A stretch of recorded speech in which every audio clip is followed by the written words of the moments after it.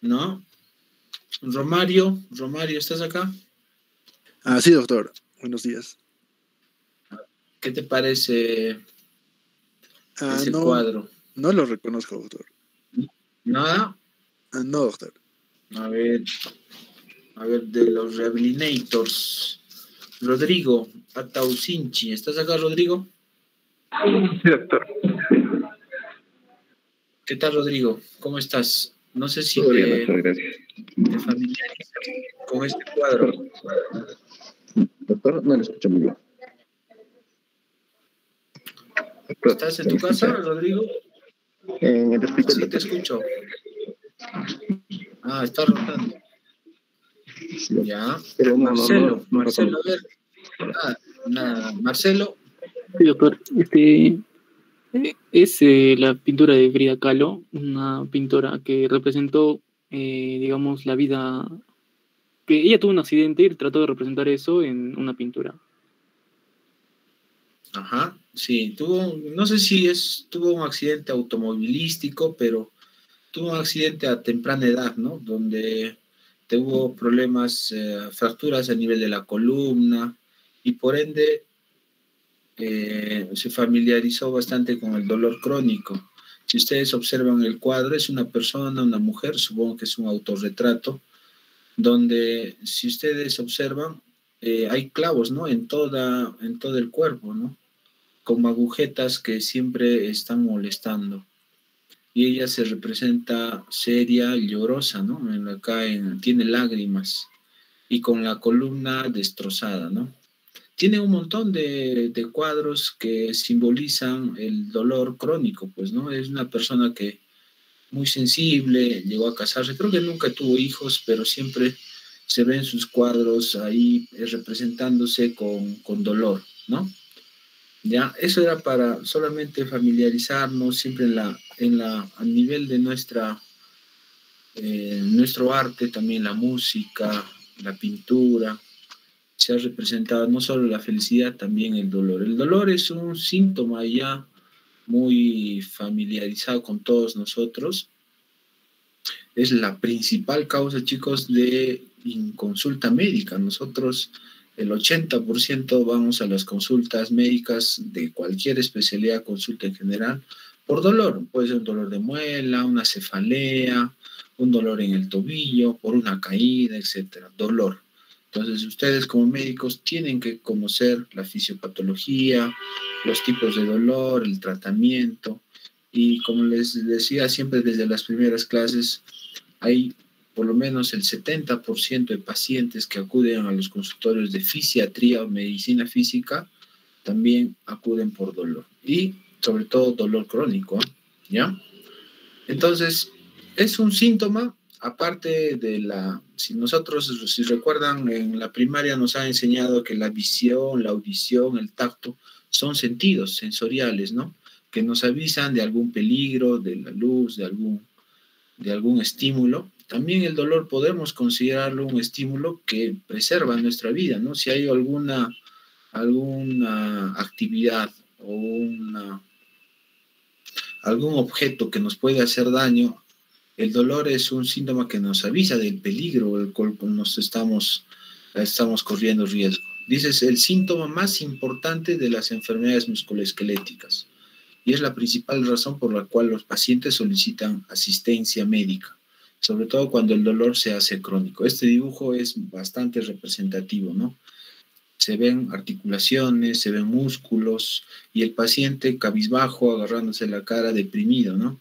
Y también acá el sistema nervioso central, porque al final es el último paradero de la estación final, donde se estimula el dolor, ¿no? Si nosotros hablamos de números, tenemos un montón, hay trabajos de investigación, metaanálisis, etcétera. El síntoma físico de mayor prevalencia, ¿no? Gran impacto individual, familiar, laboral, social y económico. O sea, si ustedes observan las aristas que tiene el dolor a nivel de la persona, no solamente es el dolor no solamente abarca a la parte emocional del paciente, sino si vemos un paciente con un dolor oncológico, con un problema ya crónico, esto por supuesto que va a influir también en sus actividades, ¿no? Una persona que tenga un dolor crónico va a necesitar siempre asistencia de la familia. Si por A o B, a ver, no sé, les pongo un ejemplo, pacientes con poliomielitis, que aparte tengan una radiculopatía, van a necesitar apoyo de algún familiar, el esposo o la esposa, por supuesto, de algún hijo también.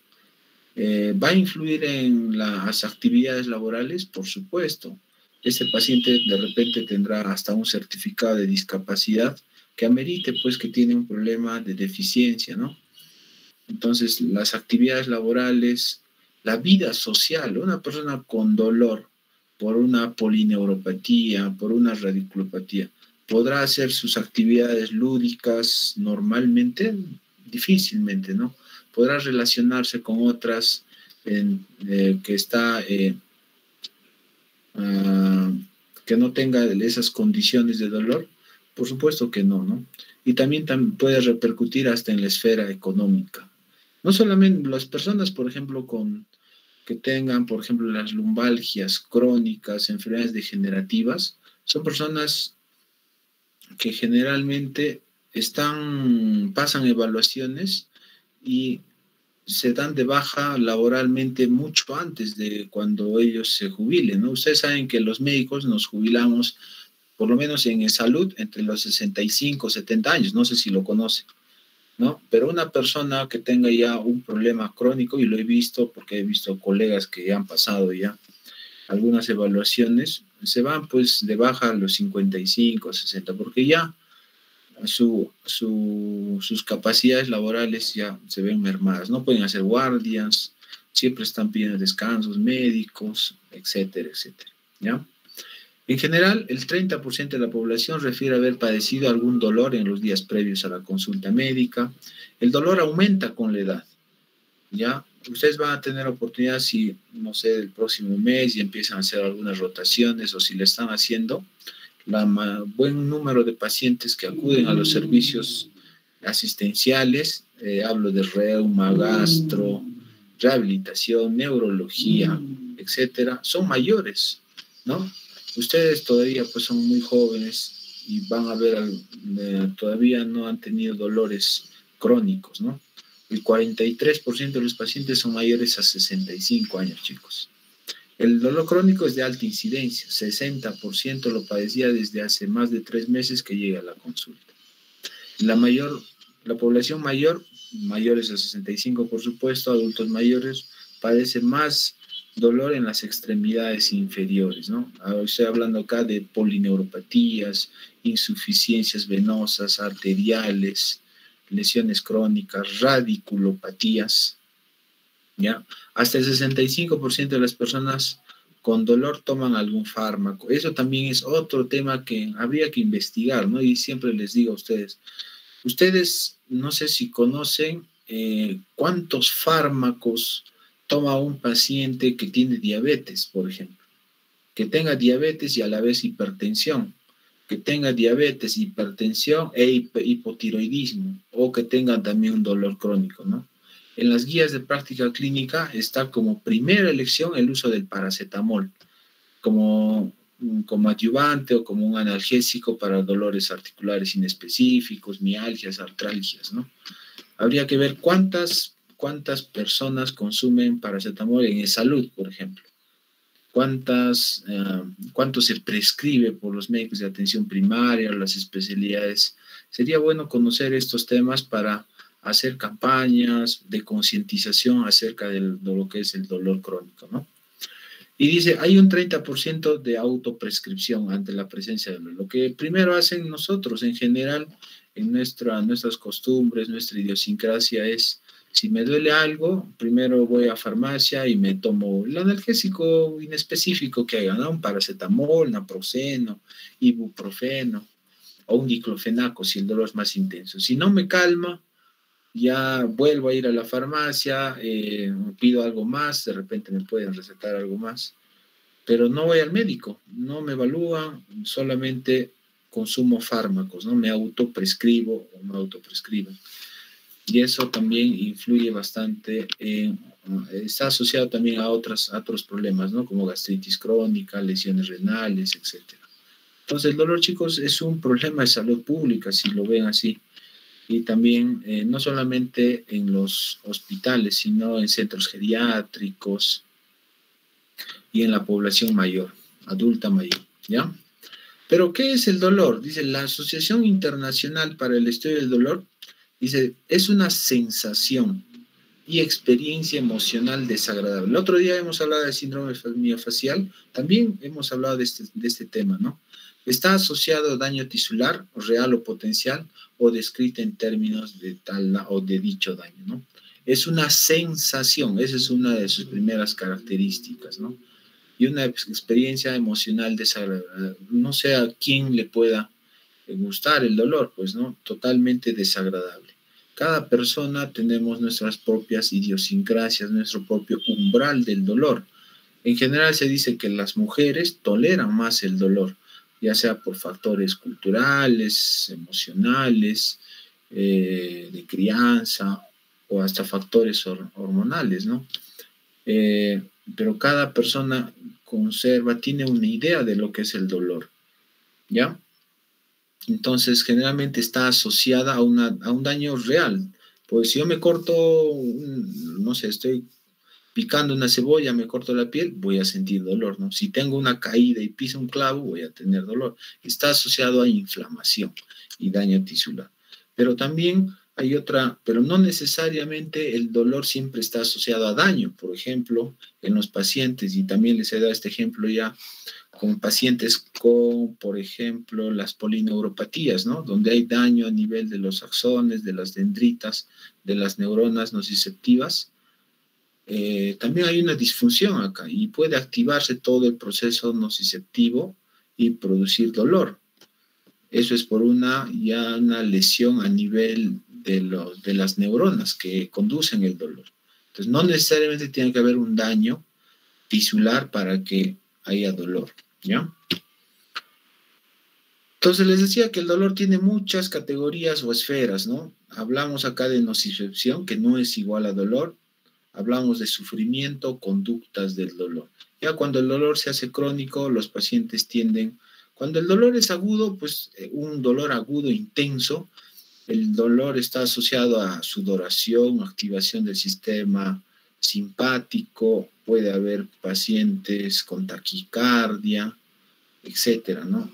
Pero cuando el dolor ya es crónico, ya también el paciente no está ansioso, sino ya tiende a la depresión, al aislamiento, al sufrimiento, ¿no? Una cosa es tener dolor, pero otra cosa ya es el sufrimiento crónico. Nocicepción es todo ese proceso donde una persona tiene un estímulo doloroso desde la piel, desde una uña, una articulación, hasta que se hace consciente a nivel de la corteza cerebral. Pero el dolor tiene un componente emocional, ¿ya?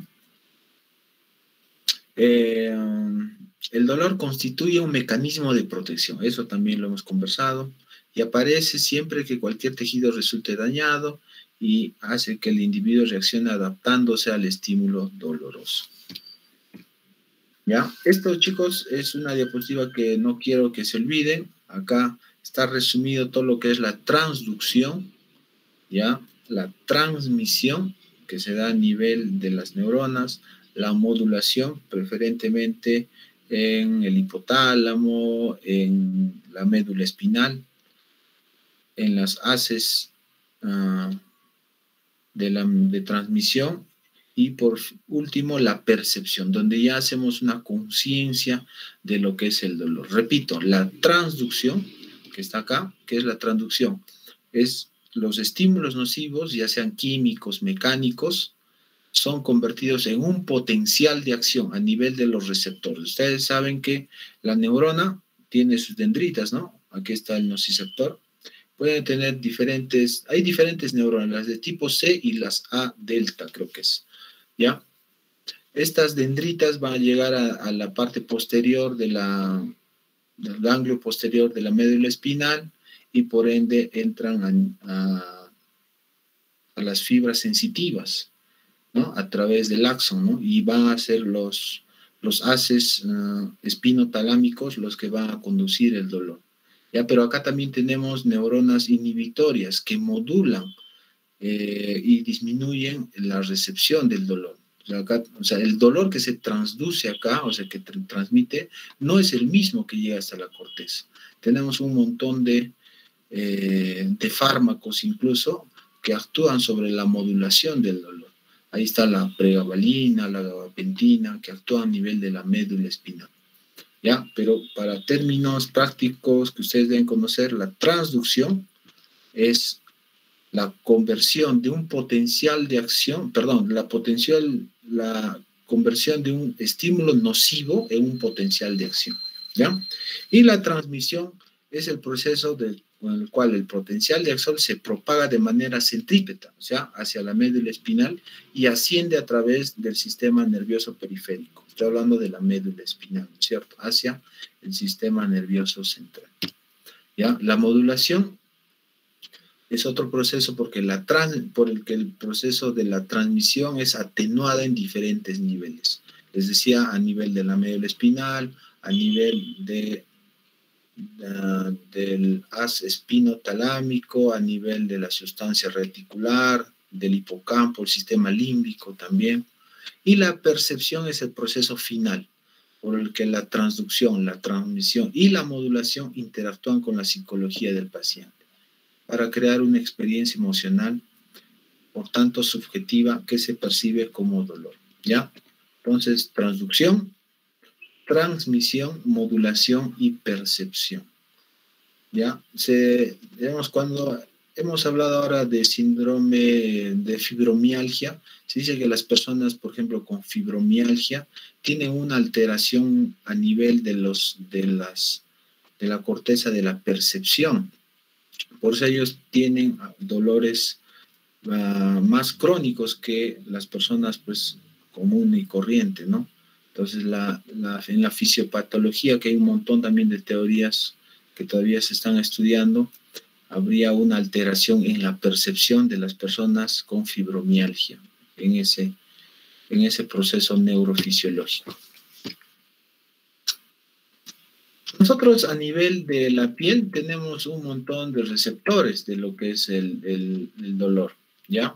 Tenemos receptores mecánicos, tenemos receptores térmicos y químicos. Cuando hay alguna lesión, como ya voy a decir un martillazo, un golpe, estos neuroreceptores pues se excitan por el estímulo por alguna lesión de la piel. Hay una liberación de sustancias como la bradiquinina, la serotonina, iones de potasio que están dentro de las células. Hay lesión de los tejidos, o sea, se rompen y todas esas moléculas pasan pues al tejido, ¿no? Al intersticio celular.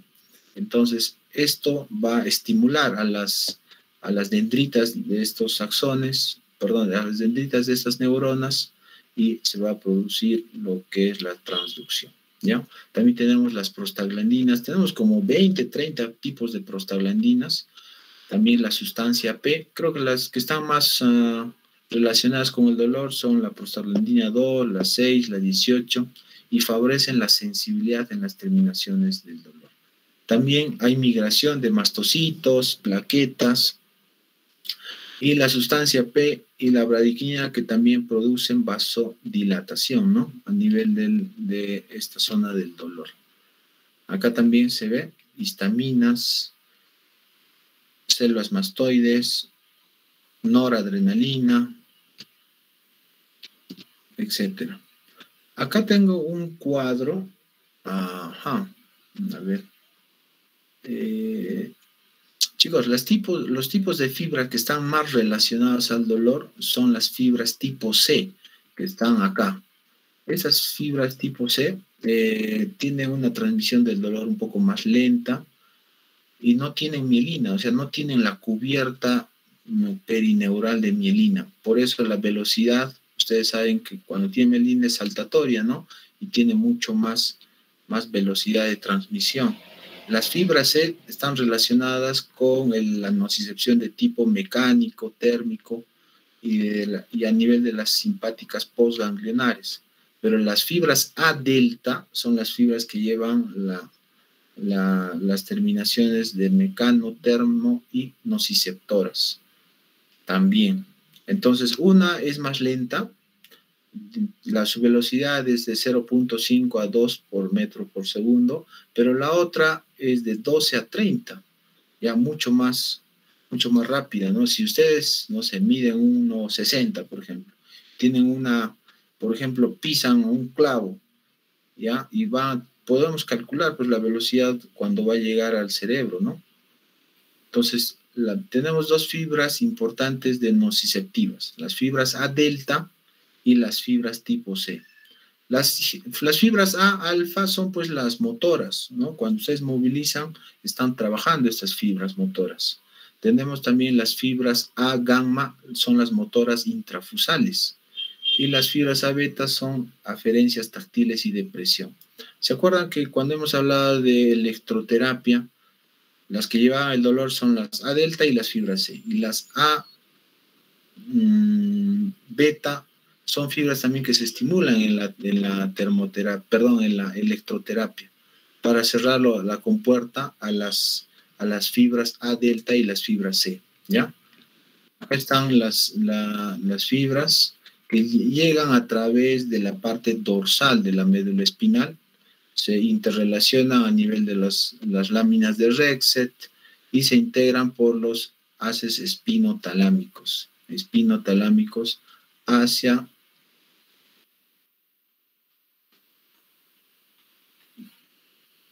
niveles más superiores como el tálamo, la sustancia reticular, la formación mesencefálica, núcleos del sistema límbico, etc. ¿Ya? Tenemos dos tractos para el dolor, el paleoespinotalámico y el neoespinotalámico. Cada uno tiene su función importante, ¿ya? El glutamato, dice él, es el principal, es el neurotransmisor para las fibras A delta, del dolor rápido, y la sustancia P, un segundito, por favor.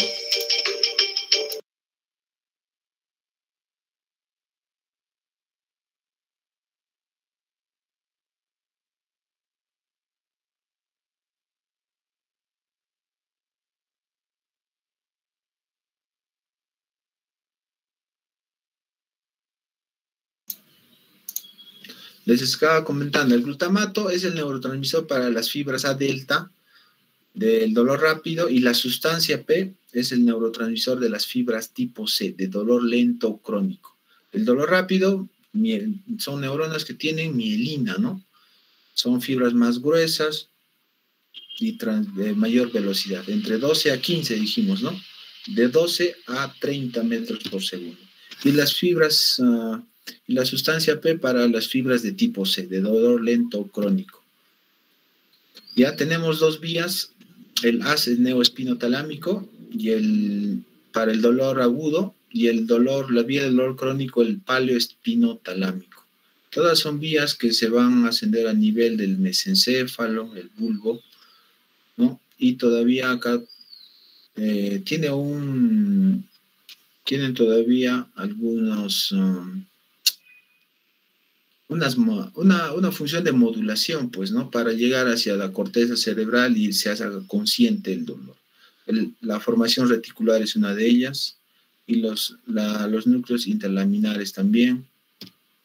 Acá, esta es una diapositiva, chicos, que resume todo es lo que estamos hablando, ¿no? Hemos hablado de la transducción, la transmisión, la modulación y la percepción, ¿no? Acá por ejemplo, está representado con fuego, alguna sustancia química, un martillo que representa un estímulo mecánico. Esto va a sensibilizar a los nociceptores, se produce el potencial de membrana a través de las fibras A delta y las fibras C, llega al nivel de la médula espinal por la vía dorsal, hace una decusación, y parecía la decusación de las pirámides, a nivel piramidal, a nivel del bulbo raquídeo, pero acá ya tenés al nivel de la médula, a diferentes niveles. Y esto a través de el tracto paleoespinotalámico y el neoespinotalámico sube hacia el hipotálamo, ¿no? Acá por ejemplo, el sistema límbico está relacionado tiene un efecto de componente emocional. Por eso las personas con dolor son irritables, tienen una sensación de angustia, depresión, hasta miedo, aislamiento, etcétera, ¿no? El sistema límbico está relacionado con ellos, ¿ya? Y a nivel de la corteza cerebral ya la información se hace consciente, ¿no? Los núcleos hipotalámicos están relacionados con hormonas de estrés. Se activa el eje, la hipófisis y la sustancia adrenal. También hay una formación mesencefálica que tiene una función de reacción de alerta también en dolor. Perfecto. Esto ya lo hemos comentado, la transducción. El asta posterior de la médula espinal tenemos una formación nociceptiva, ¿no? Con las láminas de Rexet, donde se discrimina, se integra y se codifica las señales de dolor. Se dirige, se distribuye la formación, integra y elabora las respuestas reflejas vegetativas y somatomotoras. Región preferente de los centros superiores para la modulación de estímulos nociceptivos. Asta posterior de la médula espinal.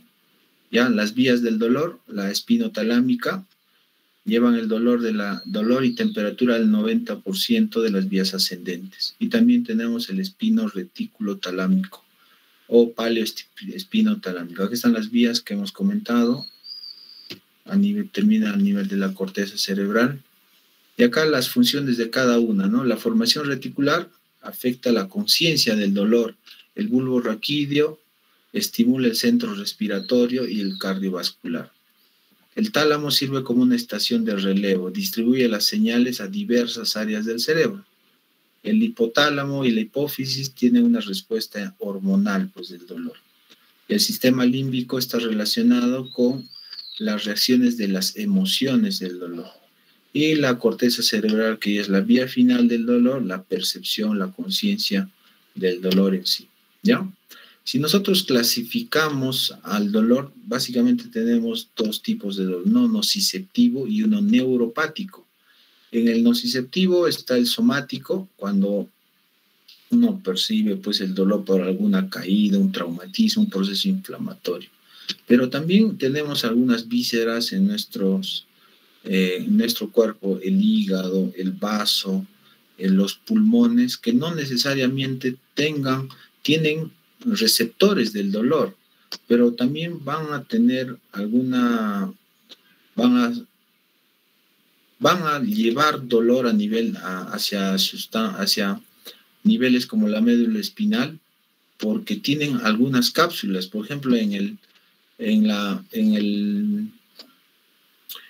los pulmones tenemos, pues, una pleura, ¿no? que cubre los pulmones, y esta tiene receptores para el dolor.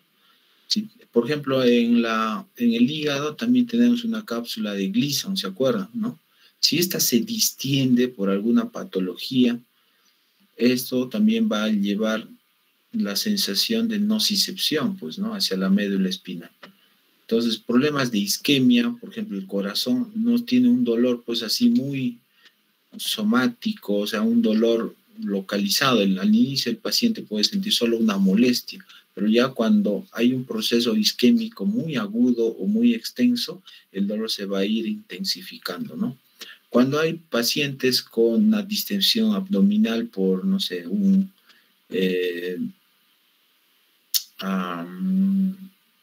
por un globo vesical, o los pacientes que tienen, no me acuerdo el término ahorita. Si ustedes, no sé si han visto, ¿están haciendo cirugía, chicos? ¿Ustedes, algunos? Daniela, ¿está acá? Daniela Sánchez. Sí, doctor, presente. Sí, estamos haciendo cirugía, doctor. Cirugía. Hay una patología que es común en la sierra, de distensión abdominal. ¿Te acuerdas? Por distensión abdominal, doctor, podría ser un vólvulo. Los vólvulos, ¿no? Claro. Sí, doctor. Entonces ahí el estímulo de dolor no es, pues, por agresión al mismo sigmoides, ¿no? sino es por un efecto de distensión.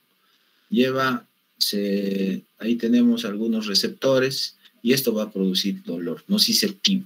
Pero el dolor neuropático estamos hablando de lesiones del sistema nervioso central. Ya el término o el ejemplo clásico es de las lesiones por enfermedades crónicas tipo diabetes, ¿no? O también ahora anoche he visto un paciente que le han hecho una prótesis de cadera y no sé, ha sido pues en la cirugía, qué problema ha habido y han lesionado el nervio ciático. Le han hecho una axonotmesis del nervio ciático. Y el paciente está con un dolor intenso a nivel del miembro inferior izquierdo, ¿no? O sea, una lesión a nivel de una raíz neurológica produce también dolor, ¿no?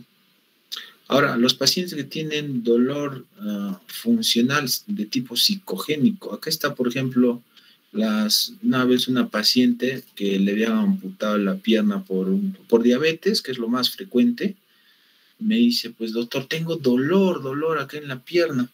Y pues le miro y no había pierna, pues estaba amputada, ¿no? Entonces el dolor o el síndrome del miembro fantasma, eso también se conoce como un dolor neuropático, por si acaso, ¿ya? Entonces a los pacientes que tienen dolor hay que creerles, hay que hasta demostrar lo contrario. Dicen, no es tanto el dolor, pero los pacientes, y así vienen pues a los servicios de emergencia, ¿no? No van a esperar ustedes que vengan con ese clásico dolor de una colecistitis o de una apendicitis. Hay pacientes que no tienen los dolores clásicos. Los niños, por ejemplo, no tienen el dolor de un adulto en procesos inflamatorios del apéndice. A veces hacen polaquiuria, infecciones, dolores en la espalda, y por eso muchas veces pues se les pasa el diagnóstico y entran ya a operar cuando hay peritonitis, ¿no? No sé si ustedes lo han visto. ¿Ya? Esto es lo mismo, el dolor neuropático central, periférico y el dolor somático visceral. ¿Ya? Esto, chicos, hemos hablado varias veces de la semiología del dolor, de la Alicia Peca, ¿no? Nosotros en la consulta médica debemos evaluar estos temas y para nosotros hacer nuestros diagnósticos diferenciales y llegar a una etiología del dolor. Cuando el paciente viene y te dice, doctor, me duele algo, ¿no? Ya me duele el hombro, por ejemplo. Nosotros tenemos que preguntar y aplicar esto, ¿no? ¿Cómo es el dolor en ese hombro, ¿no? ¿Cuándo ha aparecido? ¿Desde cuándo está con ese dolor? Doctor, estoy ayer o antes de ayer, o sea, estoy 3 días con el dolor. Sería totalmente diferente a que te diga, doctor, ya estoy 6 meses con este dolor, ¿no? Y ustedes le preguntarán cómo ha aparecido, dónde está, dónde se localiza y cuándo duele, ¿no? La intensidad del dolor. Duele más de día, duele más de noche. Si usted le haces el ejemplo, ¿no? De la intensidad. Si 0 es nada de dolor y 10 es un dolor así para llorar, yo siempre les digo eso, ¿no? Para llorar, a tirarse al suelo, ¿cuánto está el dolor del 0 al 10? Y el paciente más o menos se lo tiene que comentar. Hay que hablar bastante con el paciente cuando hablamos de la semiología del dolor. ¿Qué características tiene ese dolor? Es un dolor lancinante, es un dolor quemante, es como... El paciente siempre te va a dar ejemplos, ¿no? Doctor, es como cuando di a luz a mi segundo hijo, así es el dolor, dice. O es cuando una vez me caí de la bicicleta, así igualito. Por eso te digo, es la experiencia. Acá ustedes saben que la medicina no solo es pues ciencia, ¿no? También es arte. Y acá ustedes aplican todos vuestros conocimientos, no solo científicos, sino ponen a prueba pues vuestra experiencia en la parte de personas, ¿no? Si ustedes saben evaluar y conocen estos temas y también tienen un poco de empatía con el paciente, van a llegar a algunos diagnósticos que hasta veces no están en los libros, pues, ¿no? ¿Cómo es la irradiación del dolor? ¿A dónde va el dolor? ¿Se va a la cabeza? ¿Se va al brazo, al codo? ¿A dónde se va el dolor? Doctor, se va detrás de la espalda. Ahí es donde se concentra el dolor, dice.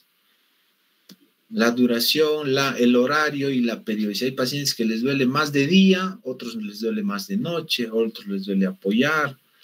Hay pacientes que te dicen, doctor, a las 11 de la noche, así bajo reloj, ahí empieza mi dolor de hombro. No sé si ustedes han escuchado alguna vez eso, pero generalmente es en la noche. Cuando hay ya problemas de bursitis, ya, el paciente pues en la noche ya está más tranquilo, concentrado ya en descansar, y ahí es donde la percepción se activa, ¿no? Por ejemplo, cuando una persona está jugando fútbol, como que decimos, no, está caliente, ¿no? Y se lesiona, pero puede seguir jugando, ¿no? Pasa ya un par de horas o al día siguiente y ¿qué había pasado? Tuvo un desgarro de un ligamento, ¿no? Pero ¿cómo pudo seguir jugando, no? El dolor tiene eso, pues, ¿no? La percepción, ¿no? La adrenalina o la concentración de tu atención está pues en el fútbol, ¿no? Y no valoras el dolor en su intensidad cuando pasó, ¿no? Si hay algún factor desencadenante o atenuante, ¿no? Hay pacientes, por ejemplo, con algún problema gastrointestinal que empeora el dolor cuando se alimentan, cuando hacen ayuno o cuando hacen alguna actividad, ¿no? ¿Y qué tratamientos ha seguido hasta la fecha? De repente solo ha hecho terapia, por ejemplo, cuando hablamos del dolor en hombro, ya recibió infiltraciones, ha estado tomando antiinflamatorios, analgésicos, qué sé yo. Este tema es para hablar largo y tendido, ¿no? Indique usted dónde le duele, señor. Indíqueme usted con un dedito dónde le duele. Hay pacientes que me dicen así, doctor, me duele toda la rodilla, ¿no? No puedo caminar. Entonces yo, ya, a ver, sácate el pantalón y les dices, a ver, señor, indíqueme con un dedito dónde es el dolor. Entonces al paciente te puede tocar a nivel de los meniscos, se puede tocar a nivel de la rótula, de repente algún ligamento, o te dice, doctor, no es un punto, es toda la rodilla. Ah, ya, entonces ya harás tus diagnósticos diferenciales, ¿no? Puede corresponder al órgano que está produciendo el dolor o a la zona de irradiación. Eso también es un tema importante, ¿no? Los dermatomas. Cuando hay un dolor cístico, cuando hay un dolor renal, cuando hay un dolor vesicular, esto irradia a su dermatoma correspondiente. Y a veces, muchas veces podemos confundir eso con los dolores. Por ejemplo, el dolor, y si ustedes se acuerdan, el dolor del páncreas, ¿cómo es una pancreatitis? Ese es característico. Milagros, ¿está acá? Milagros. Chaico. Presente, doctor. Milagros. Buenas tardes. Milagros. ¿Cómo es el dolor del páncreas cuando tiene una pancreatitis? Doctor, el dolor es un dolor en cinturón, ¿no? Que se irradia hacia la espalda. Eso, dolor en cinturón, ¿no? Dolor intenso, ¿ah? Intenso. Hay algunos pacientes que, bueno, generalmente es intenso, Milagros, pero a algunos pacientes no. Por eso es importante vuestro examen clínico. Y el dolor de una colecistitis, ¿cómo es, Dafna? De una colecistitis.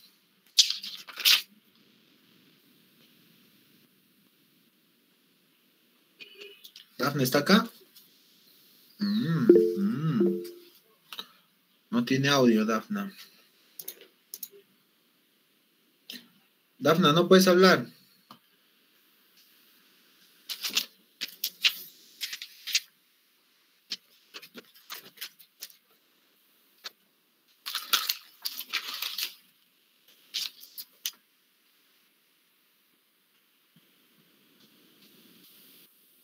José Serrano, ¿estás acá, José?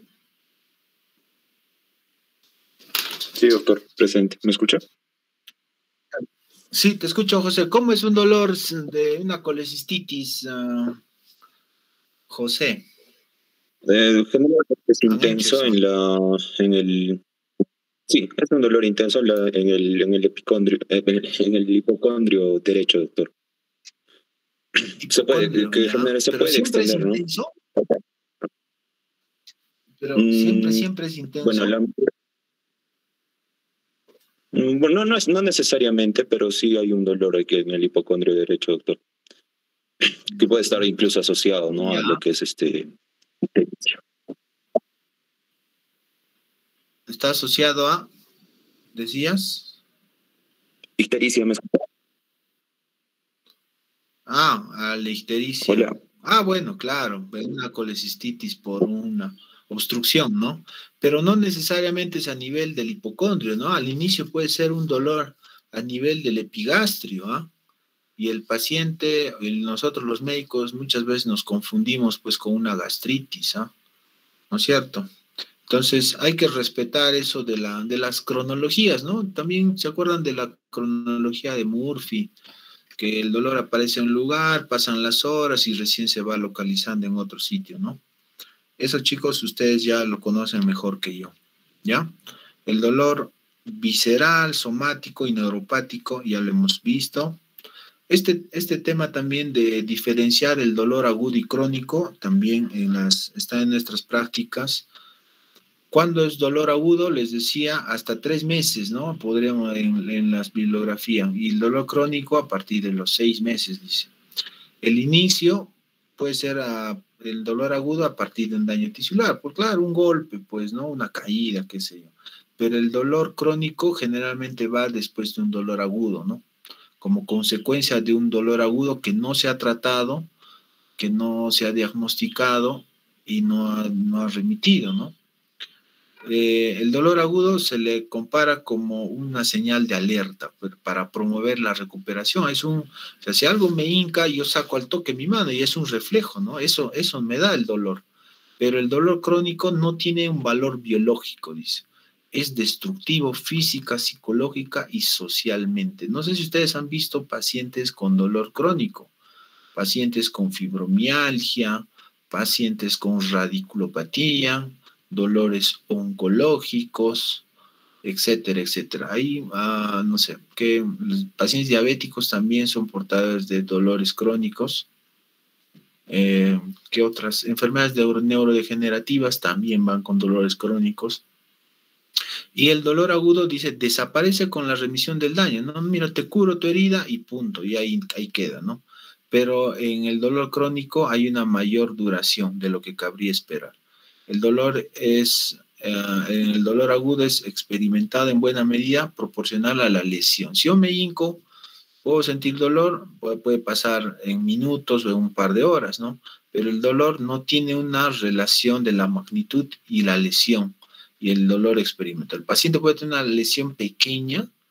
Por ejemplo, les comento, una paciente le sacaron la muela del juicio, creo, hace un par de años, antes de la pandemia, ¿no? Era una colega joven y le lesionaron pues a un nervio ahí que era del trigémino, ¿no? Sensitivo, y hizo una neuralgia, pero no era una neuralgia del trigémino, no confundir, pero con una neuropatía ahí bien localizada que le fastidiaba, pues no le dejaba masticar, no le dejaba comer y le estaba tomando neurolépticos, llegó a deprimirse porque ninguna terapia le ayudaba, ¿no? Y era una lesión neurológica muy pequeña, pero le limitaba pues ya hasta la discapacitaba, ¿no? Dice, el dolor agudo responde a los tratamientos dirigidos a la restauración de daño, lo mismo que se ha dicho. Respuesta negativa o escasa al tratamiento mediante morfina. ¿Cuándo nosotros damos morfina? Cuando el dolor ya pues tiene otra etiología, ¿no? Les hablaba del dolor neuropático. Nosotros el dolor agudo, chicos, lo tratamos con antiinflamatorios básicamente, ¿no? O puedes tratar hasta con un analgésico, con un opioide débil tipo tramadol. Pero dolor crónico, como un paciente oncológico, ya necesitamos opiáceos más fuertes o también la morfina, ¿no? Hay alteración de los índices autonómicos, verbales y conductuales. En el dolor crónico no presenta, dice, estos trastornos. Generalmente no hay afectación a nivel de neurovegetativo, pero sí a nivel neurovegetativo, dice, escasa, sí hay aparición, provoca aparición de signos vegetativos. Está relacionada a la ansiedad, cuando uno le duele, pues está ansioso, ¿no? Un dolor agudo, pero en el dolor crónico ya también a la depresión, ansiedad, aislamiento, sobre todo depresión. Estos pacientes van a psiquiatría. Yo generalmente mando pacientes el otro día había una señora joven, 45 años, obesa mórbida, con dolores crónicos a nivel de de tobillo, rodillas, columna, que ya tiene más de un año de evolución. Haciendo la anamnesis, la paciente pues presenta signos depresivos, tendencia al llanto, irritabilidad, decaimiento, y hablo con ella y bueno, le digo, oye, tienes que ir al psiquiatra, ¿no? Porque yo no voy a poder solucionar este problema solo con terapia, ¿no? Tiene que estar medicada y medicación por lo menos unos 3 meses, ¿no? ¿Ya? Entonces, el dolor agudo está relacionado en términos a sus cualidades sensoriales y el paciente lo refiere como términos afectivos en el dolor crónico. El dolor agudo es un síntoma, el dolor crónico ya es una enfermedad.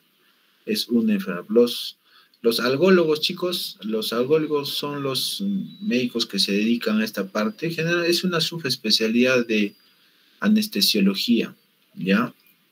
En el hospital, en el seguro tenemos pues una unidad del tratamiento del dolor. Generalmente ponen lidocaínas en sus cócteles, ven pacientes crónicos, deprimidos y bastantes pacientes oncológicos. Esto es un dibujo de cómo el paciente, de acuerdo a su idiosincrasia, educación, nivel sociocultural, te expresa cómo lo siente el dolor. Generalmente los dolores neuropáticos, ¿no? Los pacientes dicen, doctor, es como si me palpitara ahí en esa parte, está latiendo, dice. O al paciente te dice, doctor, es como me estarían jalando una pita. Cuando piso siento el frío, o siento como estarían caminando hormigas ahí en la piel, ¿no? Generalmente como les decía, el dolor neuropático. Algo te dice que me está jalando, otros que me está tirando. O sea, hay una infinidad de expresiones que te dan los pacientes, ¿no? Y todo de acuerdo a tu experiencia. Un segundo, por favor.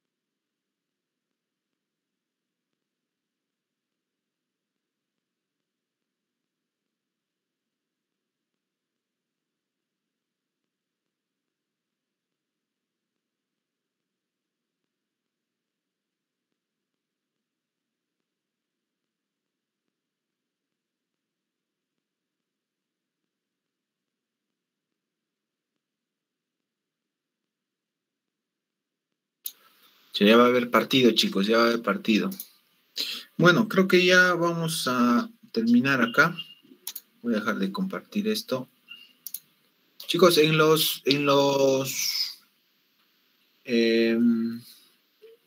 las aulas virtuales de práctica y he puesto las tareas para todo el mes. Hemos hablado ya de síndrome miofascial. Esta semana hacemos dolor, la próxima semana amputados y PCI también, ¿ya? Voy a llamar la lista. Atentos.